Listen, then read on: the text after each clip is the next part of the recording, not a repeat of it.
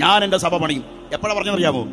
യേശു ക്രിസ്തു ആരാണെന്നുള്ള വെളിപ്പാട് എപ്പോഴാണ് അവർക്ക് കിട്ടിയത്, അപ്പോഴാണ് സഭയുടെ വെളിപ്പാട് യേശു അവർക്ക് കൈമാറിയത്. സഭ പണിയുന്നത് കല്ലുകൊണ്ടും ഇഷ്ടി കൊണ്ടും മണ്ണ് കൊണ്ടും കുമ്മായം കൊണ്ടും കമ്പി കൊണ്ടും ഡോളർ കൊണ്ടൊന്നും അല്ല. സഭ പണിയുന്നത് എങ്ങനെയാണെന്നറിയാമോ? യേശു ക്രിസ്തു ജീവനുള്ള ദൈവത്തിന്റെ പുത്രനായ ക്രിസ്തു എന്ന് ഏറ്റുപറയുന്നവർ എവിടെയുണ്ടോ അവിടെയെല്ലാം ദൈവസഭ പണിയപ്പെടും. അതുകൊണ്ടാണ് ലോകത്തിന്റെ 5 വൻകരകളിലും കെട്ടഴിച്ചുവിട്ട കൊടുങ്കാറ്റ് പോലെ ക്രൈസ്തവ സഭ ഇന്നതിന് മുന്നേ 16 അതിപ്രധാനമായ 3 ഡിക്ലറേഷനാണ്, 3 ഏറ്റുപറച്ചിലാണ് പ്രധാനമായിട്ടുള്ളത്. അതിലൊന്ന് യേശു ക്രിസ്തു ജീവനുള്ള ദൈവത്തിന്റെ പുത്രനായ ക്രിസ്തു എന്നുള്ള പത്രോസിന്റെ ഏറ്റുപറച്ചിൽ. മറ്റൊന്ന് യേശു ആദ്യമായി സഭയെക്കുറിച്ച് പറയുന്ന മത്തായി 16 ഞാൻ എന്റെ സഭയെ പണിയും. മൂന്നാമതായി യേശു തന്നെ മരണത്തെക്കുറിച്ച് ആദ്യമായി പറയുന്നത് മത്തായി 16 അതിപ്രധാനമായ 3 ഡിക്ലറേഷൻ, അതിപ്രധാനമായ 3 പ്രഖ്യാപനങ്ങളുള്ളത് ഈ മത്തായി 16 ഒന്ന്, യേശു ക്രിസ്തു ജീവനുള്ള ദൈവത്തിന്റെ പുത്രനായ ക്രിസ്തു. നിങ്ങൾ കാര്യം മനസ്സിലാക്കണം, ക്രൈസ്തവ സഭയുടെ വിശ്വാസ പ്രഖ്യാപനങ്ങളിൽ ഒന്ന് യേശു ക്രിസ്തു ജീവനുള്ള ദൈവത്തിന്റെ പുത്രനായ ക്രിസ്തു എന്നുള്ളതാണ്. അത് സഭയുടെ വിശ്വാസ പ്രഖ്യാപനമാണ്. അത് യേശു ചോദിക്കുന്നുണ്ട്, നിങ്ങൾ എന്നെ ആരെന്ന് പറയുന്നു? നിങ്ങൾ എന്നെ ആരെന്ന് പറയുന്നു? ആൾക്കൂട്ടം പലതും പറയുന്നുണ്ട് യേശുവിനെ കുറിച്ച്. ക്രിസ്തു വിജ്ഞാനിക്ക് നൂതനമായ ഭാഷ്യങ്ങൾ ഇന്ന് ചർച്ച ചെയ്യപ്പെടുന്നത് പോലെ എല്ലാ കാലഘട്ടങ്ങളിലും ക്രിസ്തുവിനെ കുറിച്ച് വ്യത്യസ്തമായ വിഭിന്നങ്ങളായ അഭിപ്രായങ്ങളുണ്ട്.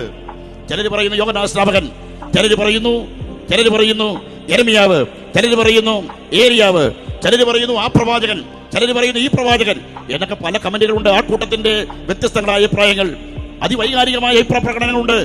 എന്നാൽ യേശു പറയുന്നു പബ്ലിക് ഒപ്പീനിയൻ എനിക്കറിയണ്ട, നിങ്ങൾക്ക് ഞാൻ ആരാണ്.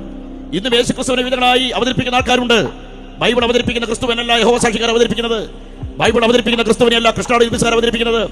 ബൈബിൾ അവതരിപ്പിക്കുന്ന ക്രിസ്തുവിനെയല്ല ഇസ്ലാം സഹോദരന്മാർ അവതരിപ്പിക്കുന്നത്. അതുകൊണ്ട് ബൈബിൾ അവതരിപ്പിക്കുന്ന ക്രൈസ്റ്റ് ആരാണ്, ബൈബിൾ അവതരിപ്പിക്കുന്ന യേശു ക്രിസ്തു ആരാണത് പ്രധാനപ്പെട്ട ചോദ്യമാണ്. എല്ലാവരും യേശുവിനെയാണ് പ്രസംഗിക്കുന്നത്. എല്ലാവരും പറയും ഞങ്ങൾക്ക് യേശുവുണ്ട്, ഞങ്ങൾക്ക് ക്രിസ്തുവുണ്ട്. എന്നാൽ ബൈബിൾ അവതരിപ്പിക്കുന്ന യേശു ക്രിസ്തു ആരാണെന്ന് വളരെ വ്യക്തമായി നാം തിരിച്ചറിയേണ്ട യാഥാർത്ഥ്യമാണ്. യേശു ക്രിസ്തു ചോദിക്കുന്നു, നിങ്ങൾ എന്നെ ആരെന്ന് വിശ്വസിക്കുന്നു? നിങ്ങളുടെ അഭിപ്രായം എന്താണ് എന്നെ കുറിച്ച്? അപ്പോഴാണ് പത്രോസ് പറയുന്നത് ഏലിയാവുന്നോ യെരമിയാവുന്നോ യോഹന്നാൻ സ്നാപകനല്ല, ആ പ്രവാചകൻ. ആവർത്തന പുസ്തകം 18 പ്രവാചകനാ. ആവർത്തന പുസ്തകം 18 പല പ്രവാചകന്മാരെ കുറിച്ച് പറയുന്നുണ്ട്.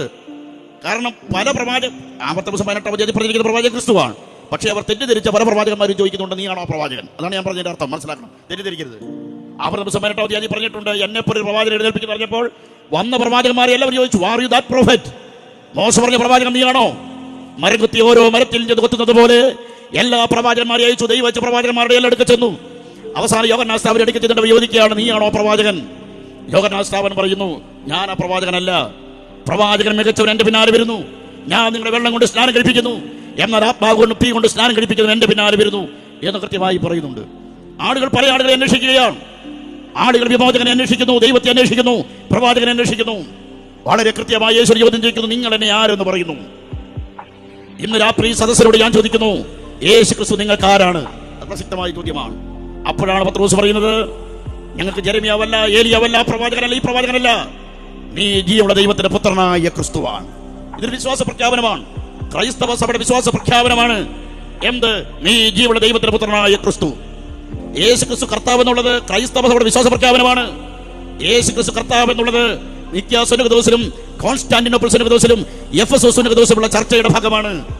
അത് ഞങ്ങൾ നോർത്ത് ഇന്ത്യയിലല്ല, ഛത്തീസ്ഗഡിലും ബസ്തർ ജില്ലയിലും നാരായണപുരിയിലും കന്ദമാലിലും പാർലമെന്റിലും ഞങ്ങൾ എവിടെയും വിളിച്ചു പറയും യേശു ക്രിസ്തു കർത്താവാണ്.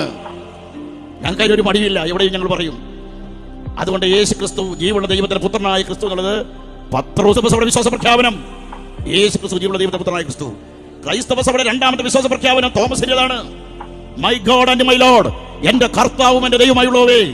ഇത് രണ്ടും ക്രൈസ്തവ സഭയുടെ വിശ്വാസ പ്രഖ്യാപനങ്ങളാണ്. അത് മനസ്സിലാക്കണം. ആ കാര്യത്തിൽ നിങ്ങൾ ഞങ്ങളെ തല്ലിയാലും ഞങ്ങളെ കൊന്നാലും ഞങ്ങൾക്ക് ഒരു ഒത്തുതീർപ്പുമില്ല. ഞങ്ങളെ തല്ലിയ ഞങ്ങളുടെ മക്കൾ ഇത് പ്രസംഗിക്കും. ആളുകൾ ഇങ്ങനെ ചോദിക്കുകയാണ് നിങ്ങൾ എന്നെ അടിച്ച നാളെ സജോ പ്രസംഗിക്കുന്നത്. അതുകൊണ്ട് ആയിരക്കണക്കിന് ആളുകൾ ഇത് പറയും യേശു ക്രിസ്തു ജീവനുള്ള ദൈവത്തിന്റെ പുത്രനായ ക്രിസ്തു കരമത്തി കർത്താവിന് സ്വതന്ത്രം ചെയ്താട്ടെ. തോമസ് പറയുന്നു my Lord and my God, ഞങ്ങളുടെ കർത്താവ് ഞങ്ങളുടെ ദൈവമായുള്ളവേ. ഇത് വിശ്വാസ പ്രഖ്യാപനമാണ്. ഇത് പറഞ്ഞപ്പോഴാണ് യേശു പറഞ്ഞത് ഞാൻ എന്റെ സഭ പണിയോ. കണ്ടോ, യേശു ക്രിസ്തു ആദ്യമായിട്ട് സഭയെ കുറിച്ച് പറയുന്ന അപ്പോഴാണ്. നമ്മുടെ വിശ്വാസം